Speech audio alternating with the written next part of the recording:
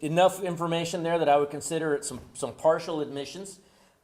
He was allowed to leave, and our investigators were able to kind of comb through the information, and they were able to get an arrest warrant for him. That arrest warrant was executed just a little while ago, earlier today, for attempted burglary of habitation with intent to commit theft. It's a third-degree felony, and so he's being booked into the South Tower on that charge there. We are still interested in getting information on who may have been the other suspect in this case. We won't have any information to put out publicly, but we are asking anybody that might have information to shed on who this other person may have been. Please give us a call, 210-335-6000. You can also email us at bcsotips@bear.org. What I can share with you is that this suspect actually doesn't have a criminal history involving burglary. He has a criminal history involving assault, bodily injury, married, which is a Class A misdemeanor from November of 22, and then an unlawfully carrying a weapon, handgun. It's a misdemeanor from November of 21. So this is the first that we can tell that he's been involved in a burglary.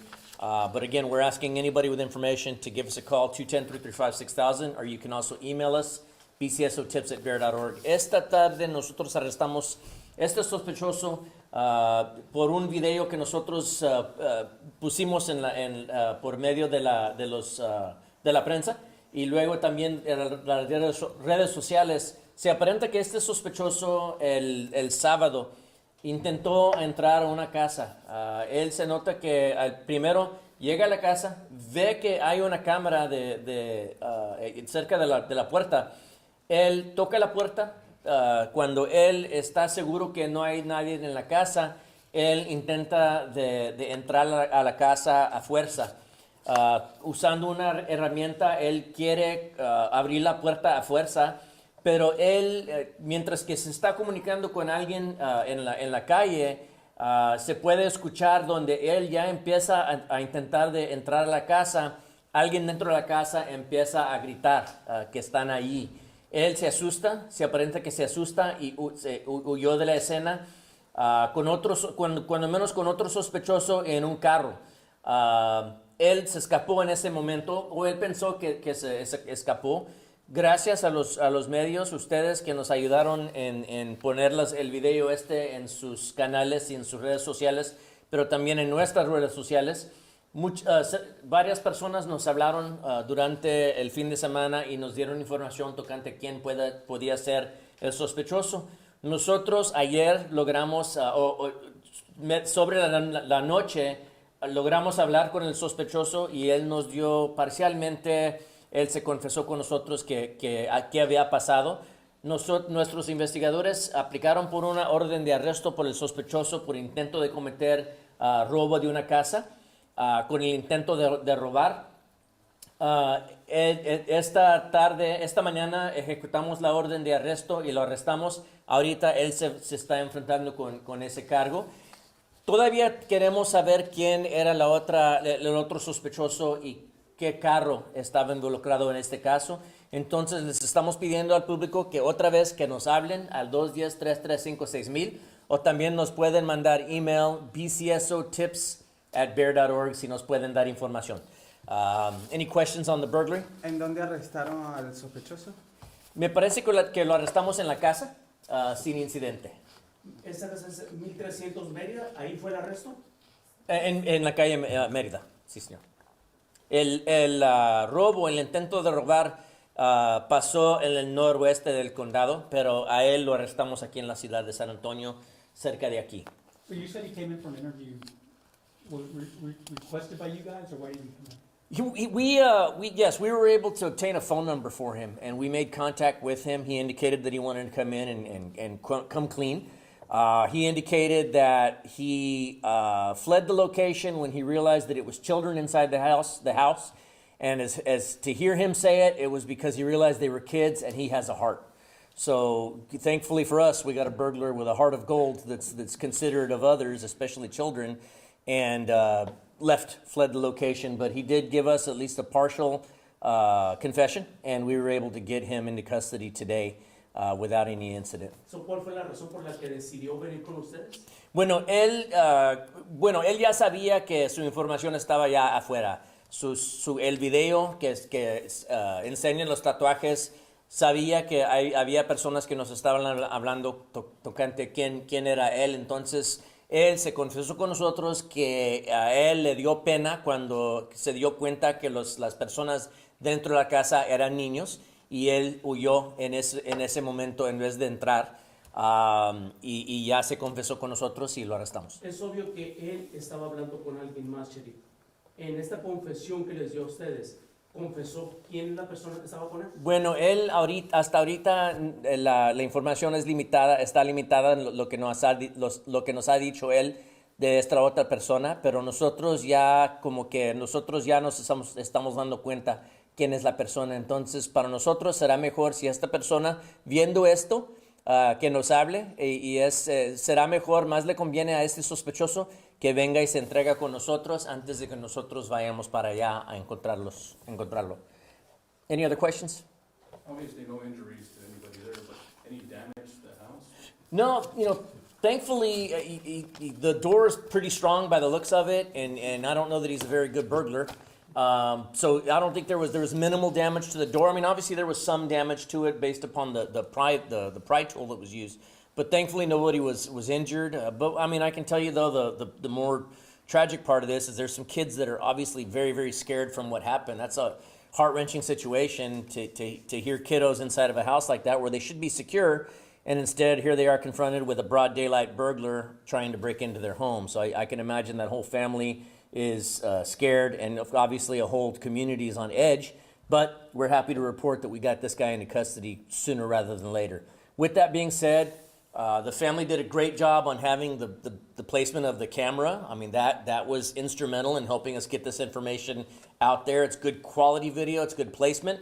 They did a great job in handling this, and so again, I would use this as a testament to people need to get tools like this.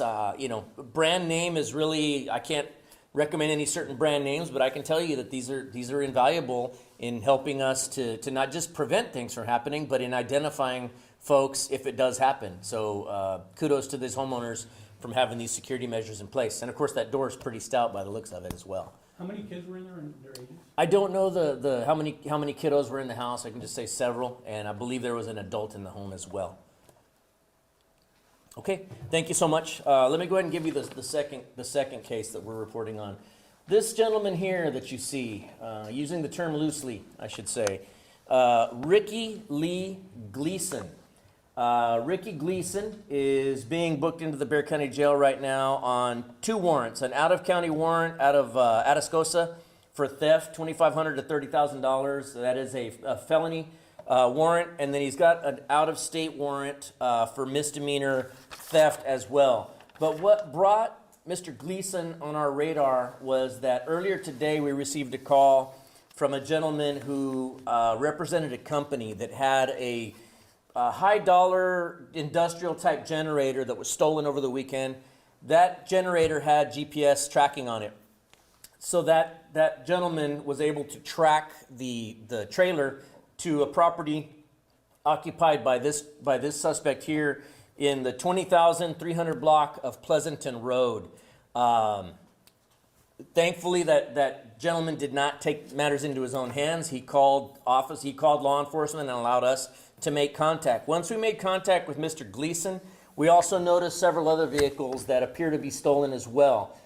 We've got several travel trailers, 2 stolen generators, a travel trailer, 2 dump trailers, and a backhoe, several of which have obscured or destroyed serial numbers.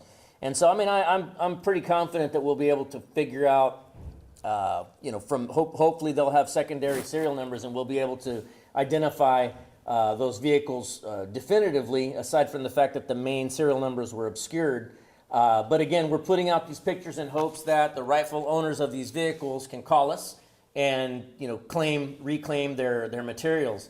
At this point, it's unfortunate. We don't know that we'll be able to arrest him for having possession of about $200,000 worth of stolen vehicles on his property.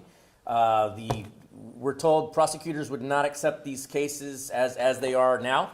So obviously, we're going to have to do some more investigative work. But for right now, we just want to let, if anybody sees these vehicles on TV and says things that they may be the rightful owners, please give us a call, 210-335-6000. You can also email us at bcsotips@bear.org, and we'd love to get your vehicles back to you, of course, once we get them positively identified. And we'll continue to work at it to see if we can't bring this through to a successful prosecution. So for now, he is facing charges for those 2 outstanding warrants, and we'll continue to work on any additional charges for the about $200,000 worth of stolen vehicles that we were able to get off of his property. Esta mañana nosotros recibimos una llamada a 20.300 Pleasanton Road por un reporte de una generadora que un hombre, del dueño, un empleado del dueño de esa máquina, la máquina fue robada durante el fin de semana. Ellos tenían GPS en esa herramienta. Esta mañana ellos encontraron esa generadora en esta propiedad donde este sospechoso vive. El dueño fue para allá, nos habló a nosotros nos encargamos de entrar, ponernos en contacto con el sospechoso, y ya adentro nosotros nos encontramos no nomás esa generadora, pero otra adicional. También una traila de viajes, RV, y luego 2 trailas de construcción y un tractor de construcción. Todo el valor de todos los vehículos que se piensa que son robados es casi los $200,000 de valor de todos los vehículos. Entonces nosotros ahorita quisiéramos buscar quiénes son los dueños y si podemos recoger video cuando estos vehículos fueron robados. Desafortunadamente ahorita no tenemos suficiente evidencia que el DA acepte estos cargos por estos vehículos robados, pero ojalá juntándonos con los dueños, si podemos juntar video de los robos, eso nos ayuda posiblemente con cargos. Ahorita este sospechoso se enfrenta con cargos por 2 órdenes de arresto que él tiene por robos, pero también él asaltó a uno de nuestros oficiales cuando ya lo iban arrestando. Entonces él se va a enfrentar con un cargo por eso también, por la herida al oficial, herida menor, pero sí fue herida que sufrió el oficial en una de las manos, forcejeando con el sospechoso. Let me add that there is an additional charge of resisting arrest with this suspect. During the course of the arrest, he got unruly with one of our deputies, and a deputy had a minor injury to his hand as a result of trying to get this guy into custody. And so he is facing an additional charge with that. But again, we're asking anybody with information on any of these vehicles to please give us a call, 210-335-6000, or you can also email us at bcsotips@bear.org. So, Sheriff, El what- público a lo mejor, Go ahead. el público a lo mejor no va a entender, y esto volvemos a lo mismo, cuando no va a entender el público que si nosotros damos esta noticia de que son artículos robados, ¿cómo es posible que ahora no se le vaya a perseguir por tener en posesión artículos robados? ¿Nos puedes explicar o explicar al público por qué? Bueno, sí, para nosotros es una lástima también. Nosotros arrestamos a este sospechoso, lo pescamos con evidencia de vehículos robados. Obviamente los vehículos son robados, pero para nosotros ahorita la fiscalía nos están diciendo que no hay suficiente evidencia que él se los robó estos vehículos. Entonces nosotros por eso estamos poniendo estos videos en las redes sociales y también con ustedes, con las esperanzas que alguien reconoce estos vehículos, nos hablen, posiblemente si tienen video. Para nosotros el caso perfecto fuera que alguien tiene video de su vehículo robado y que podemos identificar este sospechoso, y luego ya de ahí hay prueba que este sospechoso se robó esos vehículos. Pero es algo que también nosotros ahorita en estos momentos tenemos que seguir trabajando para tratar de ponerle esos cargos. Afortunadamente ahorita él tiene los 3 cargos que él se va a enfrentar, pero nosotros quisiéramos ponerle estos otros cargos de estos vehículos robados. What was the reason the DA said that he can't be arrested? From my understanding, the mere possession of stolen property is not enough at this point to prove that he was the one that stole them. It's frustrating for sure. So for us, what we're going to be doing is putting these videos out, these pictures out, again, in hopes that somebody will come forward and say, that's my travel trailer, here's video of it being stolen. And if we can identify, for example, this suspect in that video, then there you go. That's prima facie evidence that he was involved in the theft of that trailer. Absent that, we're hopeful that we can just continue to pursue any and all leads. So again, we're asking anybody with information, call us at 335-6000 or email us at bcsotips@bear.org. Did he live on that property? Did he own the property? He did. My understanding is that he rents a part of that property and has use of it. So the landowner himself, we don't believe was involved, but this suspect certainly is. How big of an acreage? It's at least several acres. I think it's a total of 8 acres, and he's occupying the back part of it. So about 4 acres of it is 80 acres. 80 acres. I'm sorry about that. So how did y'all get a tip on this, or how did y'all? No, well, the gentleman that called us this morning, I guess, works for the company that lost the generator that had GPS, and he was able to call us out there. ¿Qué tan frustrante es para autoridades como ustedes que llegan y se encuentran bingo? O sea, no era nomás el generador, pero de repente ven que hay otros artículos y cosas como un RV, que no es, eso vale más de $80,000. Y de repente presentan eso. ¿Qué tan frustrante es, Sheriff, para ustedes este tipo de situaciones de protocolo y de burocracia? Es frustrante para nosotros que nuestros oficiales se ponen a riesgo personal, aunque es nuestro trabajo, pero sí nos ponemos a riesgo personal para arrestar a los responsables de estar en posesión de estos artículos y luego ya de que alguien nos diga que no hay suficiente evidencia que ellos se lo robaron. Es algo que nosotros nos podemos bien frustrados, obviamente, con la situación. Vamos a seguir trabajando con el público y ojalá juntamos la evidencia que nosotros necesitamos para arrestar al sospechoso por esos vehículos. Ahora, la otra pregunta sería, con todos los años de experiencia que tienes en law enforcement, ¿es entendible, tú puedes entender este caso en particular que te digan que no hay evidencia suficiente, o es un caso en que no se entiende? No se entiende. Para mí, yo también soy un miembro del público y a mí también me han robado cosas. Yo también he sido víctima y una persona como víctima no quiere escuchar eso. Queremos saber que las personas responsables por robarnos algo que nosotros trabajamos bien duro para comprar artículos de lujo así, que no hay manera de que alguien solamente nos pueden robar nuestros artículos personales y luego ya no les hace nada la ley. Para nosotros es importante seguir trabajando en este caso, pero ahorita estamos un poco frustrados con esa regla. I'm sorry, Sheriff. Yes, I know we had moved on from the other case. My Oh, no worries. station just wanted me to ask, was there any reason that he chose that specific neighborhood to try and break in? So my understanding, and just telling you what I'm being told, right? He recently ran into some money issues and saw a house that he thought would be an easy mark, and decided to go steal some things out of that house to get some money to go pay his bills. I mean, most of us would just go get a job and work for it to deal with our financial issues. Apparently, this guy decided to take it the easy way and go burglarize somebody's house. Thankfully, these homeowners did a great job in helping us get this guy, and the members of the public and the members of the media helped us, did a great job in helping us get this guy in custody for sure. Sheriff, there's some questions regarding SB4. Okay, sure. Hi. Hi. Just real quick regarding SB4, we know that, the pause is looming, whether it will go into effect today. Sure. If it does, are there any plans in place on how you will have the Mhm. law enforcement act? Do you have anything new that you're implementing? Sure. We're hoping that my understanding is by 4 o'clock today we should be learning something.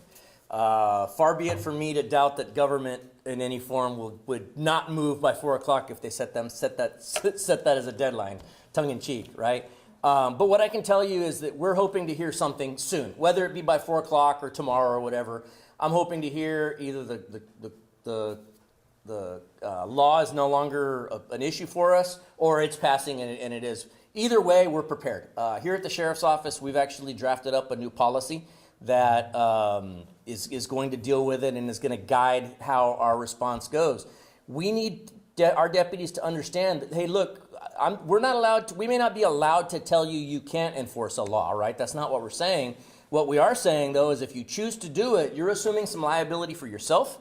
You're putting this agency in a whole lot of liability, and we want to make sure that you know exactly what you're doing and what you're getting into before you start going into all of this effort for a misdemeanor. Granted, if somebody breaks a major law or victimizes somebody, absolutely, we're going to arrest that person and book them into the jail like we're doing here. But with that being said, there's a whole lot of work that needs to get done to make an arrest under this, what amounts to a misdemeanor charge. So again, our policy is going to lay out exactly what a deputy's authorities are and what they are not. I still disagree with the way this law was written and put out.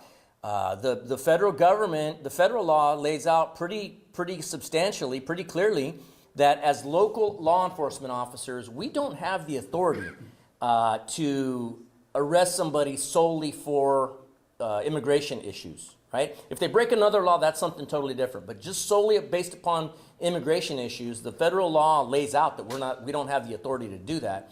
I don't see how a state law can come along and go, yeah, never mind what the feds say. Here's what the state law says. I just don't see how that's possible.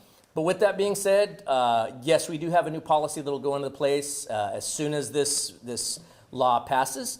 If the law gets tossed out, then all of our work on our new policy was all for naught, but that's okay. I just want to make sure that we're clear. The second part of what we're doing is the report that a deputy will have to prepare should they decide to try to enforce this law as well. There's an extensive report, and we want to know what made you decide to start asking these questions. What are you basing it upon? And it's a pretty extensive report. A supervisor will have to make the scene out there. A supervisor will have to write the report as well. Again, there's a lot of liability that a law enforcement officer is assuming in trying to enforce some of these things that are in this law. We want to make sure that we're all covered.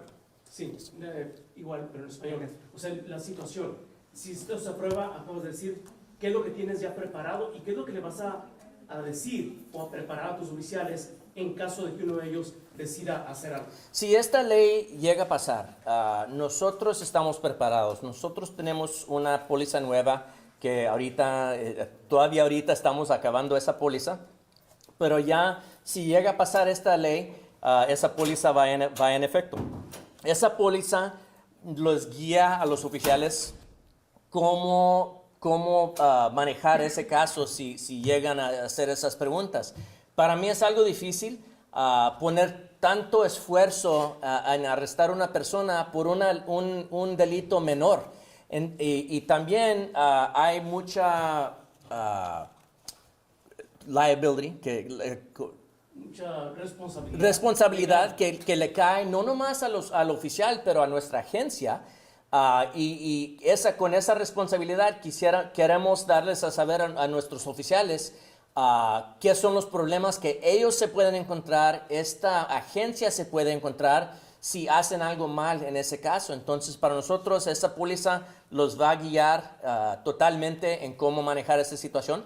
Pero también hay un reporte que se tiene que preparar, dándoles a saber que tienen que dar justificación por todo lo que hicieron en hacer preguntas de inmigración. Mira, la ley federal en este asunto de inmigración nos dice muy claramente en la ley federal que nosotros como oficiales locales no tenemos la autoridad de arrestar a una persona solamente por asuntos de inmigración.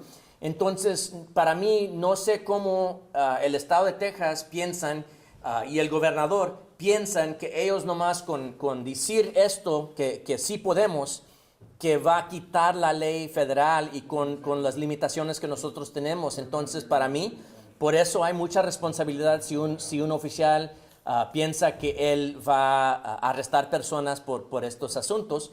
Nosotros, obviamente, si alguien comete un asalto, un robo, un homicidio, los vamos a arrestar, pero para mí es mucho trabajo por un delito menor que nomás vamos a meter más personas en nuestra cárcel por algo bien menor. ¿Se puede prestar esta ley para que un oficial abuse de poder? Bueno, por eso tenemos esta póliza y reportes que se tienen que hacer para subajar o reducir las chances que un oficial vaya a abusar sus poderes. Is there anything in particular you're looking at with this law coming into effect?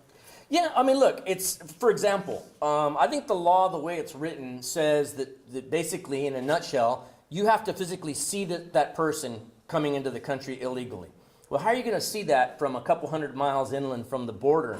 And so we want to, if a deputy thinks that they have the authority, okay, write the report and tell us what gives you, what makes you think you have the authority to arrest somebody for crossing a border that's 150 miles away, 120 miles away. Again, these are just things that a deputy's got to think about before they take that on as a responsibility. You're taking on a whole lot of liability and putting this agency in a lot of liability for a misdemeanor crime. And so, you know, while we can't necessarily tell people you're not allowed to enforce this law, what we can do is make sure that you cover all the bases. It's going to be a lengthy report. It's a very detailed process that has to take place in order for you to try to make an arrest under this. So we'll see what ends up happening. Quite frankly, I hope that the law doesn't pass. I think it's going to create more harm than good, to be honest with you. And I know there's a lot of concerns about racial profiling and, Sure. and you know, the whole thing that goes into that. Do you have any thoughts on that as the sheriff for the public and for, you know? Absolutely. I want to make sure that we're not crossing the line on racial profiling. Because look, racial profiling is still illegal. And again, we don't want a deputy that thinks that they have authorities that actually don't exist crossing the line over into racial profiling and getting themselves and the agency in a whole lot of trouble for, again, a misdemeanor. You know, and so our policy and this report are going to go overboard in some instances in making sure that officers know exactly where our authorities are and where they are not, and you know. Just we're going to lay it all out. Again, we want to know before you start asking somebody immigration questions, why did you decide to ask them that? If your answer is, well, their skin is brown or they spoke with an accent, that's the wrong answer. And you're going to get yourself in a whole world of trouble doing it that way. En español.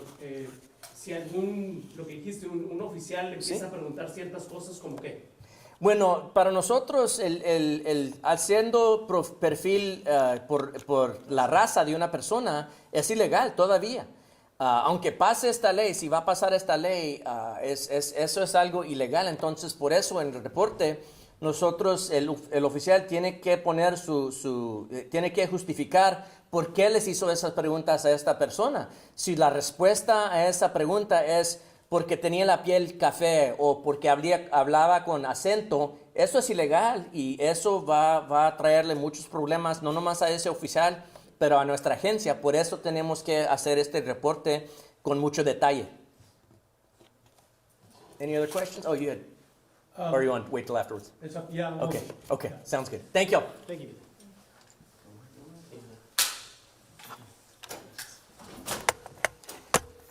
I'll come back. Everything's gonna be sent via WeTransfer link, just